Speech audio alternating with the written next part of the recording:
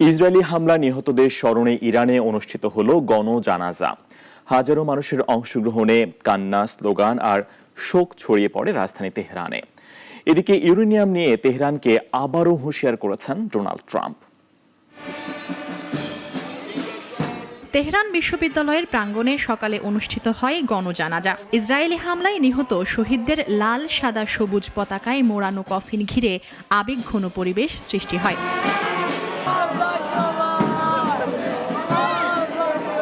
জানাজার মঞ্চে প্রদর্শিত হয় নিহত শীর্ষ সামরিক কর্মকর্তাদের ছবি। এদের মধ্যে রয়েছেন বিপ্লবী গার্ডের প্রধান মেজর জেনারেল হোসাইন সালামি ও সশস্ত্র বাহিনীর chief of staff general Mohammad বাঘেরি।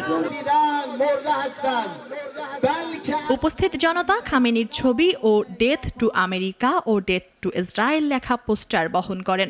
শোকযাত্রা শেষে কফিন বহন করে হাজারো মানুষ আজাদি স্কোয়ারে সমবেত হন। জানাজায় অংশ নেন রাষ্ট্রপতি মাসুদ পেজেশকিয়ানো। গত 13 জুন ইসরায়েল ইরানে বিস্তৃত হামলা চালিয়ে শীর্ষ কমান্ডার ও বিজ্ঞানী সহ প্রায় 600 জনকে হত্যা করে। 24 জুন যুদ্ধবিরতি কার্যকর হলেও উত্তেজনা থেমে নেই। এদিকে ইউরেনিয়াম সমৃদ্ধকরণ অব্যাহত থাকলে ইরানকে আবারও বোমা হামলার হুমকি দিয়েছে মার্কিন প্রেসিডেন্ট ডোনাল্ড ট্রাম্প। মুনিয়া চৌধুরী, নাগরিক, ঢাকা।